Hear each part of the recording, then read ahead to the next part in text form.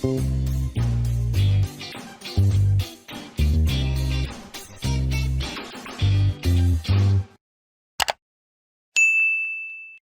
நான் உங்கள் Shabdeena. Welcome back to Shabdeena's kitchen. இன்றைக்கி நம்ம கிச்சனில் பார்க்க போகிற ரெசிபி என்னென்னா, ஒரு சூப்பரான கேரட் ரைஸ் எப்படி பண்ணுறது பார்க்க போகிறோம். அதே டைமில் ரைஸ் பக்கோடா.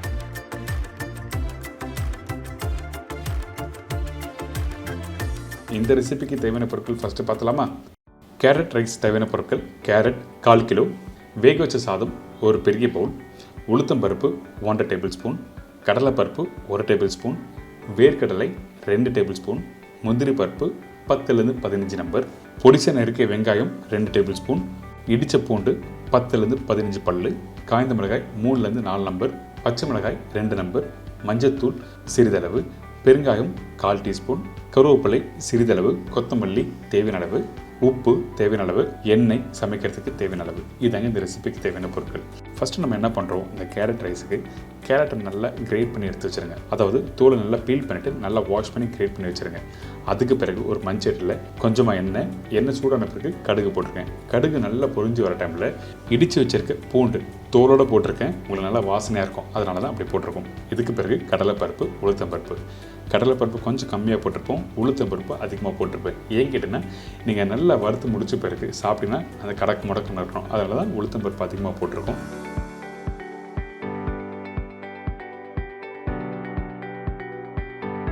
இதுக்கு பிறகு பச்சை வேர்க்கடலை, முந்திரி பருப்பு, காஞ்ச மிளகாய், பச்சை கருவேப்பிலை இதெல்லாம் போட்டு ஸ்லோ ஃப்ளேமில் நல்லா வறுத்துருங்க.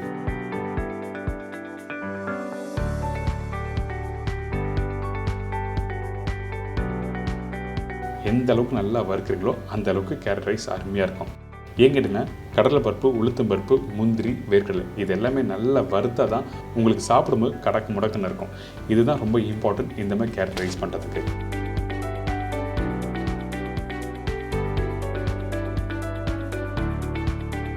காரத்துக்காக பச்சை மிளகாய் போட்டிருக்கேன்.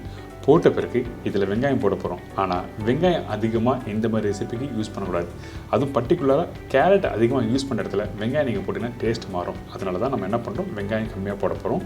அதுக்கு முன்னாடி இந்த கடலைப்பருப்பு, உளுத்தம்பருப்புலாம் பார்த்தீங்களா நல்லா கொஞ்சம் கோல்டன் ப்ரௌன் வந்திருக்குல்ல, அதுக்கு பிறகு தான் இந்த வெங்காயத்தை போட ஆரம்பிக்கிறோம்.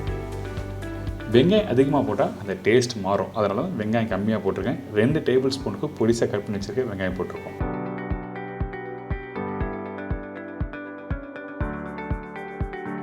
இப்போ இந்த வெங்காயம் லைட்டாக வதக்கிட்டு அதுக்கு பிறகு நம்ம என்ன பண்ணுறோம், கொஞ்சோண்டு மஞ்சத்தூள். இந்த மஞ்சத்தூள் எதுக்காக போடுறோம், அந்த வெங்காயத்தோட பச்சை வாசனை தெரியாமல் இருக்க தான் அந்த மஞ்சத்தூள் போட்டிருக்கோம். கொஞ்சம் உப்பு, பெருங்காயம், திருப்பி வச்சுருக்க கேரட் திருப்பி சொல்கிறேன், மேல் தோலை நல்லா பீல் பண்ணிவிட்டு அதுக்கப்புறம் கிரேட் பண்ணி போடுங்க.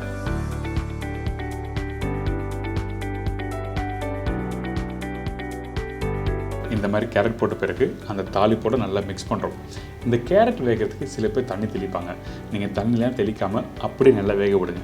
அந்த தாளிப்புலேயே அந்த கேரட்டும் சேர்த்து வேகும் போது நல்லா சூப்பராக இருக்கும் டேஸ்ட்டு. அதனால தான் தண்ணி தெளிக்காமல் அப்படியே வேக வைக்கணும்னு சொல்கிறேன்.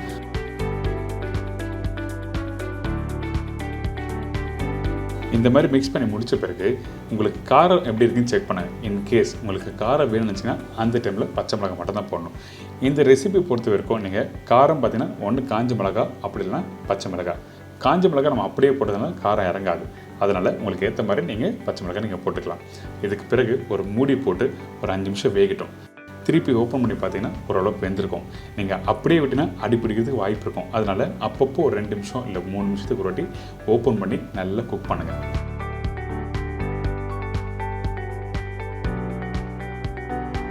இப்போ ஓரளவுக்கு இந்த கேரட் நல்லா வெந்திருக்கா. இதுக்கு பிறகு வேக வச்ச அந்த சாதத்தை போட்டிருக்கேன்.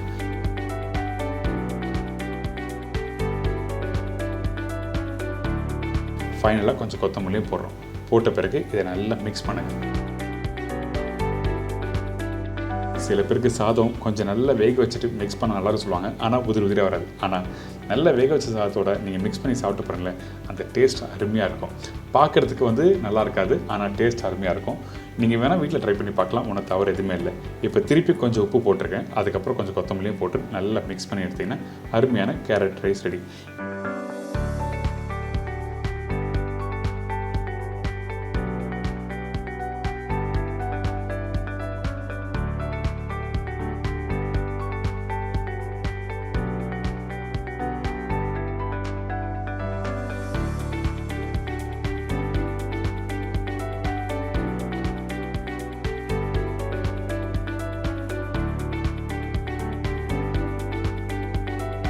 இதை தொடர்ந்து ரைஸ் பக்கோடா. இப்போ இந்த டிஷ்ஷுக்கு தேவையான பொருட்கள் பார்த்தலாமா? வேக வச்ச சாதம் பெரிய பவுல் 1 கப்பு, பெரிய வெங்காயம் 2 நம்பர், பூண்டு 6லேருந்து 7 பல்லு, இஞ்சி 1/2 டீஸ்பூன், பச்சை மிளகாய் 2லேருந்து 3 நம்பர், கடலை மாவு 4லேருந்து 5 டேபிள் ஸ்பூன், அரிசி மாவு 2 டேபிள் ஸ்பூன், முந்திரி பருப்பு 10லேருந்து 15 நம்பர், சில்லி பவுடர் 1/2 டீஸ்பூன், பெருங்காயம் 1/4 டீஸ்பூன், கருவேப்பிலை தேவையான அளவு, கொத்தமல்லி தேவையான அளவு, உப்பு தேவைக்கேற்ற, எண்ணெய் ஃப்ரை பண்ணுறதுக்கு தேவையான அளவு. இதாங்க இந்த ப்ரிப்பரேஷன் தேவையான பொருட்கள். இன்றைக்கி நம்ம பக்கோடா பார்க்க போகிறோம் சொன்னோம் பார்த்தீங்களா? அதுக்கு ஃபஸ்ட்டு நம்ம வீட்டில் இருக்க இந்த பாயில்ட் ரைஸ். இந்த பாயில்ட் ரைஸ் என்ன அரிசி எடுத்து நீங்கள் யூஸ் பண்ணலாம் அப்படி கேட்டிங்கன்னா, நம்ம நார்மலாக சில பேர் புழுங்கல் சாப்பிடுவாங்க, அப்படின்னா பச்சரிசி சாப்பிடுவாங்க. அது உங்களோட விருப்பம். ஆனால் வேக வச்ச சாதத்தை யூஸ் பண்ணணும். இப்போது இந்த சாதத்தை நம்ம என்ன பண்ணுறோம், கையிலே நல்லா மசிஞ்சு எடுத்துடலாம். மசிக்கும் போது சில பேர் மிக்சியில் போட்டு அரைச்சா நல்லா நைஸாக அரைஞ்சிரும், அதுக்கப்புறம் போடலாம்னு சொல்லி நினைப்பாங்க. ஆக்சுவலாக அப்படி பண்ண வேண்டாம். அப்படி பண்ணால் நம்ம ஃப்ரை பண்ணி எடுக்கும்போது சாப்பிடும்போது நல்லா இருக்காது, மலமலன்னு இருக்கும். அதனால தான் 1 பாதியாக மேஷ் பண்ணி எடுத்துகிறோம். இங்கே பாருங்கள், கையில் எடுத்திங்கன்னா இந்த மாதிரி பக்குவத்தில் இருக்கணும். அதாவது 60% அளவுக்கு நல்லா மேஷ் பண்ணிக்கணும். மீதி 40% கொஞ்சம் முழுசாக இருக்கணும். இதுக்கப்புறம் பொடிசாக கட் பண்ணி வச்சுருக்க வெங்காயம் 1/2 கட் பண்ணிவிட்டு அதுக்கப்புறம் ஸ்லைஸ் பண்ணி போடுங்க. பொடிசாக கட் பண்ணி போட வேண்டாம். அதுக்கப்புறம் இடித்த பூண்டு தோலோடு போட்டிருக்கேன். அதுக்கப்புறம் கருவேப்பிலை, கொத்தமல்லி, இஞ்சி ரொம்ப இம்பார்ட்டன்ட். எதுக்காக கேட்டிங்கன்னா, நம்ம வேக வச்ச சாதத்தை ஆயிலில் ஃப்ரை பண்ணி சாப்பிடும்போது சில பேருக்கு நெஞ்சு கிடைக்கும். அதனால இஞ்சி இதில் போட்டிருக்கோம். அதே மாதிரி பச்சை மிளகாய் காரத்துக்கு ஏற்ற மாதிரி நீங்கள் இதில் போட்டுக்கலாம். அதுக்கப்புறம் பெருங்காயம், சில்லி பவுடர், குழம்பு தூள் யூஸ் பண்ணக்கூடாது, வெறும் சில்லி பவுடர் மட்டும்தான் யூஸ் பண்ணுறோம். இது கொஞ்சம் அந்த கலருக்காக முடிஞ்சால் காஷ்மீர் சில்லி பவுடர் யூஸ் பண்ணுங்கள். இதுக்கு பிறகு உப்பு தேவையான அளவுக்கு போட்டு இதை எல்லாத்தையும் நல்லா மிக்ஸ் பண்ணுங்கள்.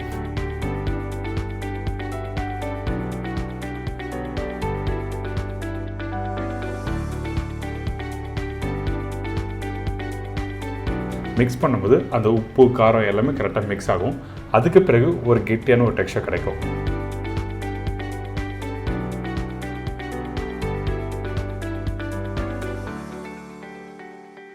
இந்த முந்திரி பருப்பு எதுக்காக இதில் ஆட் பண்ணுறேன்னு கேட்டிங்கன்னா, அந்த முந்திரி பருப்பு ஆயிலோட, அதாவது இந்த சாதோட ஆயிலை ஃப்ரை பண்ணி எடுக்கும்போது கொஞ்சம் க்ரன்ச்சியாக இருக்கும். அதனால தான் இந்த முந்திரி பருப்பை 1 பாதியாக உடச்சி இதில் போட்டிருக்கோம்.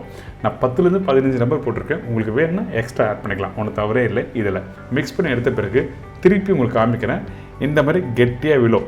ஆனால் இதை அப்படியே எடுத்த மாதிரி ஆயிலில் ஃப்ரை பண்ணால் கண்டிப்பாக அந்த அரிசி உதிரி ஆகிடும். ஏன் கேட்டிங்கன்னா, அந்த அரிசி 40% முழுசாக இருக்குது பார்த்தீங்கன்னா, அந்த டைமில் ஆயிலில் ஒன்றா சேராது. அதனால நம்ம என்ன பண்ணுறோம், இந்த கடலை மாவும் அரிசி மாவும் யூஸ் பண்ணுறோம்.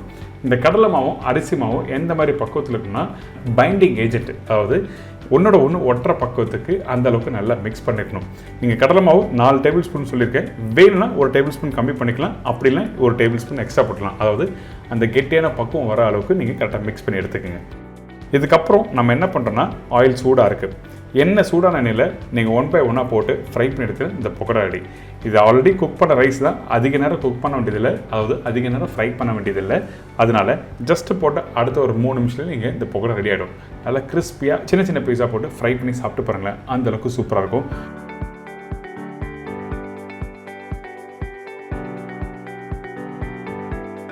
ஒரு அருமையான ஸ்நாக்ஸு இன்றைக்கி நம்ம சேனலில் சொல்லி கொடுத்துருக்கேன். இனிமேல்ட்டு உங்கள் வீட்டில் கவலையே இல்லை. இந்த மாதிரி ரைஸ் மீன் தான், இந்த மாதிரி ப்ரிப்பரேஷன் வீட்டில் ட்ரை பண்ணி பார்க்கலாம்.